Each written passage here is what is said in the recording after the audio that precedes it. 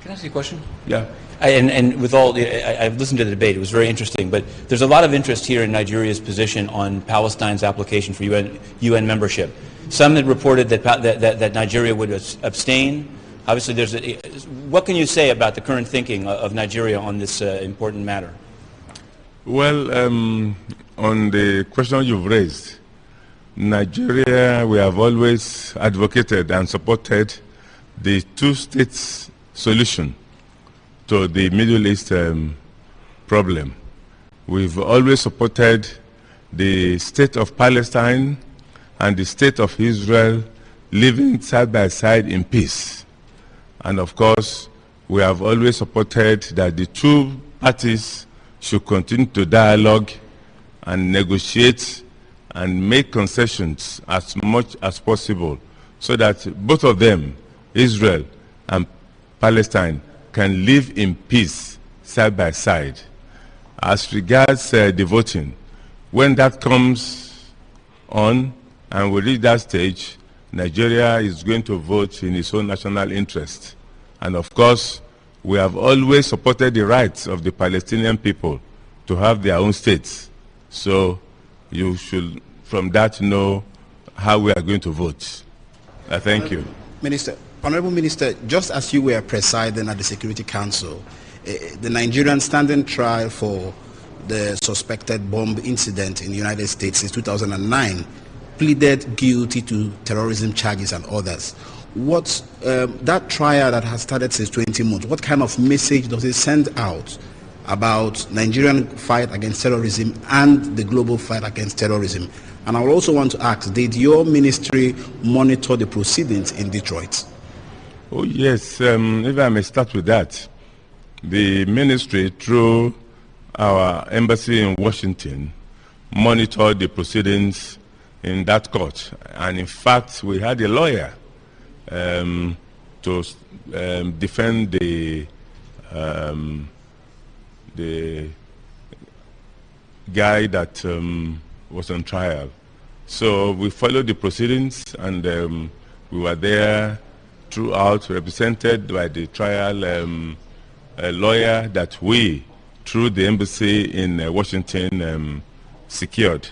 And as regards the issue of terrorism, you are aware that the Nigerian government, we are adamant to ensure that this issue of terrorism is made a thing of the past, and we'll continue to work with other stakeholders and our friends abroad to tackle this new phenomenon which some years ago were unknown to us.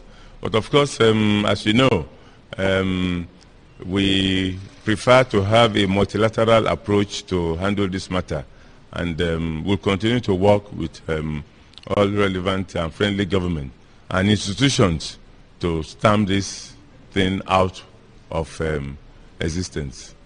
Do you consider Abdul trial fair? Yes, I believe so. He's gone through a fair trial. There, you saw the process of jury selection and so on, and you saw that he had a lawyer, to defend him. And we, as a country, even, until you are proven guilty in court, we stand by our nationals. And when even they are jailed, we still will visit them in prison. We have in all our embassies a program of visiting our nationals who are in jail. We don't abandon them solely because they've been sentenced. We'll continue to offer all consular assistance to such people, including Abdul Salam, whenever he's sentenced. Minister, sir. Adeola from the Nation newspaper in Nigeria. I just wanted to ask, sir, that in view of this Security Council debate, which was sponsored by Nigeria, yesterday 4 editors of the Nation newspaper were arrested and they've been detained for more than 24 hours in Nigeria. I wanted to ask you, sir, how do you reconcile the components of this debate that talked about promoting human rights? How do you reconcile that with the 4 editors that have been detained? And also, how do we convince the world that there's actually press freedom in Nigeria? You are very much aware there's press freedom in Nigeria. I'm not aware of the arrest, but if it has happened, I believe they will be taken to court. If there are charges or if they have done something wrong, which I'm not aware of, they will be taken to court. They will follow the due process as is done in other countries. But I can assure you that the government we have in Nigeria, has not oppressed anybody. There's freedom to write whatever you want to write. And but if you write something that they believe there's the need for you to explain, well, of course, as in other countries, it will follow due process. So I believe we should wait and see how it will play out. I thank you all.